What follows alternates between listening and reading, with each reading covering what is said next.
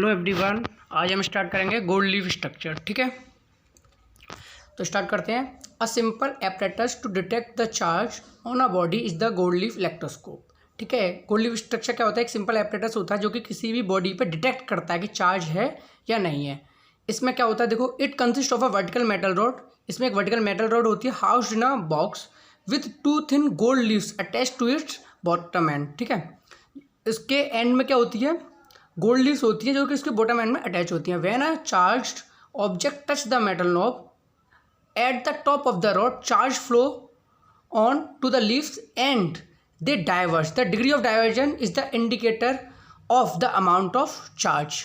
ठीक है, देखो मैं आपको एक चीज़ बताना चाहता हूँ कि जैसे हम अभी सिंपल रीडिंग करेंगे, आपको अगर कोई चीज़ समझ नहीं आएगी या मुझे लगेगा कि ये चीज़ समझाने वाली है तो मैं उसे वीडियो के कुछ टाइम बाद आपको कॉपी पर समझाऊंगा। ठीक है, तो आप परेशान ना हो। ये जनरली बस हमारी एक तरह से रीडिंग है ताकि हमें पता चल सके कि हमें एक्चुअल में प्रॉब्लम क्या आती है पढ़ने में। जब पढ़ने में कोई प्रॉब्लम आएगी तभी तो ना हम उसका सॉल्यूशन ढूंढेंगे।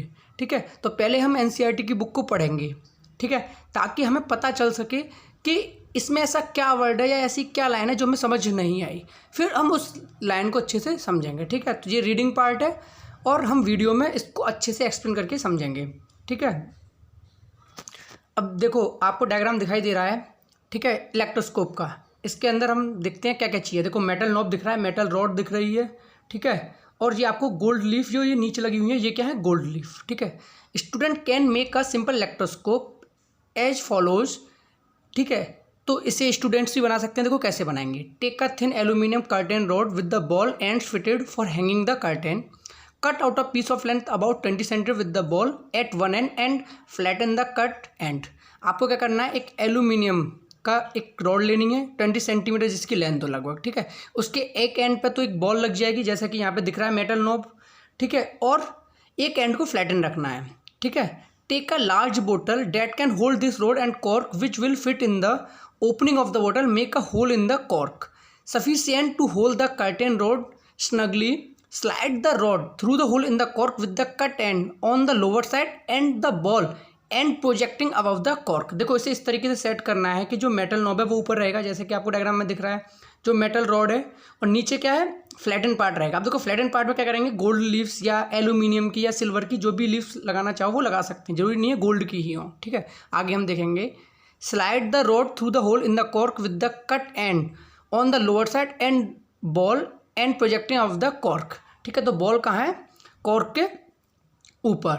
Fold a small thin aluminum foil about 6 centimeter in length and middle and attach it to the flattened end of the rod by cellulose top. देखो आपको क्या करना है, आप एक 6 सेंटीमीटर की एक एल्यूमिनियम फॉइल लेंगे। ठीक है, उसे मोड़ देंगे। देखो इस तरीके से, जैसे ये वाली है, ये बनी हुई है। ठीक है, इसको इस तरीके से एडजस्ट कर देंगे। उसके बाद क्या करेंगे?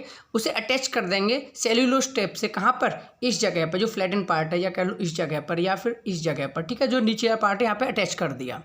Fit the cork in the बोतल with about 5 centimetre in the ball and projecting off the cork.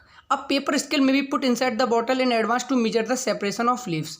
एक पेपर स्केल भी डाल सकते हैं जिससे पता चल सके जो ये सेपरेशन हो रहा है वो कितना हो रहा है। जैसे ये जो सेपरेट है वो कितना सेपरेशन हो रहा है उसके। The separation is rough measure of the amount of charge on the electroscope. तो जो ये सेपरेशन है किसका?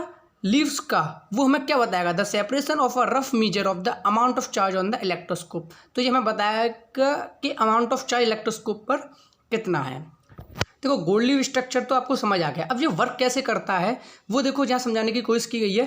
To understand and how the electroscope work, use the white paper strip we use for seeing the attraction of charge bodies. Fold the strips into half so that you can make a mark of fold. Open the strip and iron it lightly with the mountain fold up as shown in figure 1.3। देखो जैसे कि आपको ये figure में दिखाई दे रही है। आपको क्या करना है? पहले तो एक पेपर सीट लेनी है, वाइट शीट इस तरीके की लेनी है। उसे इस तरीके से एडजस्ट कर देना है। ठीक है, माउंटेन की फॉर्म में, तो इस तरीके से एडजस्ट कर दिया। ठीक है, अब क्या करना है? You would notice that the two half move apart. This shows that the strip has acquired charge on ironing. इनको क्या करना है? आयरन करना है। आयरन मतलब क्या? हीट देनी है। तो इन पे क्या आ जाएगा? हीट देने पे इन पे चार्ज आएगा। when you fold into half both the half of the same charge, दोनों पे किस टाइप का चार्ज होगा, सेम टाइप का चार्ज होगा, hence they repel each other, और ये दोनों क्या करने लगेंगे, एक दूसरे को रिपेल, यानी देखो ये वाला जो पार्ट है इस पर भी सेम चार्ज होगा, ये वाला पार्ट है इस पर सेम चार्ज, तो दोनों क्या करेंगे, एक दूसरे को रिपेल करेंगे, hence they repel each other. The same effect is seen in the leaf electroscope, तो सेम इफेक्ट किस में था, लीफ इलेक्ट्रोस्कोप में था। उसमें क्या था, गोल्ड लीफ थी, इस तरीके से अरेंज करके उसे बॉटम पे लगा दिया था, तो उसमें क्या हो रहा था, जैसे ही ये दोनों पार्ट क्या हो रहे थे, चार्ज हो रहे थे, तो एक दूसरे को रिपेल कर रहे थे, क्या कर रहे थे, रिपेल, तो एक दूसरे को रिपेल करने की वजह से, ठीक है, रिपेल कर रहे थे, क्यों रिपेल कर रहे थे, क्योंकि दोनों पे सेम चार्ज आ गया। तो गोल्ड लीफ स्ट्रक्चर जो था आपका, जो गोल्ड लीफ माइक्रोस्कोप था, उसे समझाने की कोशिश की गई है इस एग्जाम्पल के जरिए, ठीक है। On charging the curtain rod by touching the ball end with an electrified body, तो जो माइक्रोस्कोप था उसमें हमने क्या किया था कि जो कर्टेन रोड थी उसकी बॉल को टच कर दिया था, किससे, एक इलेक्ट्रीफाइड बॉडी से। Charge is transfer into curtain road and attach to aluminium foil, तो चार्ज क्या हो गया था, ट्रांसफर हो गया था कर्टेन रोड से कहाँ पर, एल्यूमिनियम फॉयल तक। एल्यूमिनियम फॉयल क्या थी, जिसकी वो लीव्स बनाई थी हमने, ठीक है। Both the leaves of the foil get similar charge, दोनों जो लीव्स थी किसकी, एल्यूमिनियम की, उन पर सिमिलर चार्ज आ गया, and therefore repel each other. The divergence in the leaves depend on the amount of charge on them, तो जो डाइवर्जेंस था लीव्स का, यानी कि लीव्स कितना चौड़ी होंगी, डाइवर्ज कितना होंगी, वो डिपेंड करेगा अमाउंट ऑफ चार्ज जो कि उन्हें दिया गया है या उन्होंने लिया है। कैसे, वो कि हमने चार्ज बॉडी से दिया था। Let us first try to understand why material body acquire charge, तो अब हम समझने की कोशिश करते हैं कि कोई भी जो बॉडी होती है वो चार्ज को एक्वायर क्यों करती हैं, कोई भी मटेरियल बॉडी चार्ज एक्वायर क्यों करती है। You know that all matter is made up of atoms and molecules, although normally the materials are electrically neutral, हम जानते हैं कि मैटर क्या होता है, आपने पढ़ा होगा छोटी क्लास में, anything which occupy space end of mass, matter किससे मिलकर ना होता है, देखो एटम या मॉलिक्यूल से। Although normally the material are electrically neutral, जो मटेरियल होते हैं, जो मैटर होते हैं, वो इलेक्ट्रिकली क्या होते हैं, न्यूट्रल होते हैं, उन पर कोई भी चार्ज नहीं होता। They do not contain charge but their charge are exactly balanced, उन पर चार्ज नहीं होता, ये कहना ठीक नहीं रहेगा, वो न्यूट्रल होते हैं, ये कहना ठीक रहेगा। न्यूट्रल का मतलब क्या है, चार्ज तो होता है लेकिन वो चार्ज कैसा होता है, एग्जैक्टली बैलेंस्ड, ठीक है।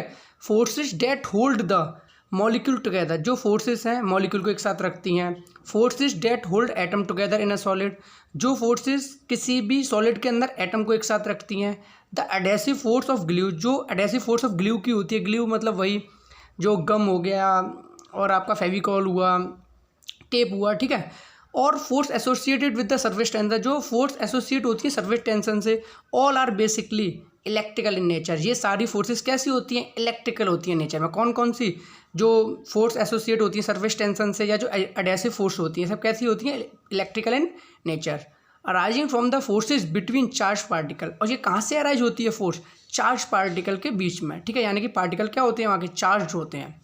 Thus an electric force is all pervasive and it encompasses almost each other and every field associated with our life। pervasive means क्या है, pervasive means एक इंग्लिश में वर्ड होता है, कह सकते हैं अनवेलकम इन्फ्लुएंस, ठीक है, न चाहते हुए भी ये इलेक्ट्रिक फोर्स आती हैं। And encompasses almost each and every field associated with our life, मतलब ये हमारी लाइफ में बहुत ही ज़रूरी हैं।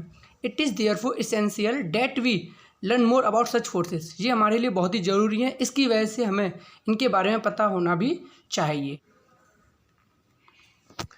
To electrify a neutral body, किसी भी न्यूट्रल बॉडी को इलेक्ट्रीफाई करने के लिए we need to add or remove one kind of charge, किसी भी इलेक्ट्रीफाई बॉडी, कोई किसी भी न्यूट्रल बॉडी को इलेक्ट्रीफाई करने के लिए हमें एक काइंड के चार्ज को या तो ऐड करना पड़ता है, रिमूव करना पड़ता है। एक काइंड का मतलब क्या, दो तरह के चार्ज हैं, एक या पॉजिटिव या negative. When we say that a body is charged, जब हम कहेंगे कि बॉडी चार्ज है, we always refer to this excess charge or deficit of charge. जब भी हम कहेंगे कि कोई बॉडी चार्ज है, इस बात का मतलब क्या है, या तो उस पर चार्ज ज़्यादा है या उस पर चार्ज की कमी है। In solids some of the electrons being less tightly bound in the atom, काफ़ी some of the electrons, solids के अंदर कुछ इलेक्ट्रॉन कैसे होते हैं, लेस टाइटली बाउंड होते हैं एटम के साथ, यानी एटम के साथ जो इलेक्ट्रॉन्स के बीच की फोर्स होती है वो बहुत ज़्यादा नहीं होती। Are the charges which are transferred from one body to another, ठीक है। A body can thus be charge positively by losing some of the electron, कोई भी बॉडी पॉजिटिवली चार्ज कब बन सकती है, जब वो अपने अंदर के इलेक्ट्रॉन्स को क्या कर दे, लूज कर दे। Similarly a body can be charge negatively, similarly कोई भी बॉडी नेगेटिवली चार्ज कब हो सकती है, जब वो अपने अंदर इलेक्ट्रॉन्स को ले ले। देखो when we rub a glass rod, जब हमने ग्लास रॉड को रब किया था सिल्क के साथ, when we rub a glass rod with silk some of the electron from the rod are transfer to the silk cloth, जब हमने ग्लास रॉड को सिल्क के साथ रब किया था तो जो इलेक्ट्रॉन्स थे रॉड में से ट्रांसफर हो गए थे कहाँ, सिल्क क्लॉथ में।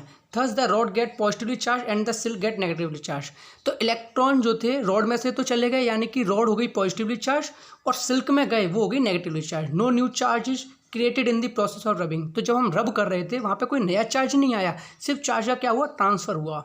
Also the number of electrons that are transferred is a very small fraction of the total number of electrons in the material of body, यानी कि जो इलेक्ट्रॉन ट्रांसफर हुए वो काफ़ी कम थे किसके कंपेरिजन में, जो कि बॉडी पे होते हैं, यानी कि इलेक्ट्रॉन कहाँ से गए, ग्लास रॉड में से गए। तो ऐसा नहीं कि सारे इलेक्ट्रॉन चले, कुछ इलेक्ट्रॉन गए, लेकिन ग्लास रॉड में फिर भी काफ़ी सारे इलेक्ट्रॉन्स बचे हुए थे, ठीक है। Therefore when a body is rubbed with another, the body gets charged, and that is why we have to stick to certain pair of material to notice charging on rubbing the bodies, ठीक है। तो charge होने की वजह से ही वो क्या करते थे, छोटे छोटे हल्के पीसेस को क्या करने लगे थे, अट्रैक्ट करने लगे थे, जैसा कि हमने पहले देखा हुआ है।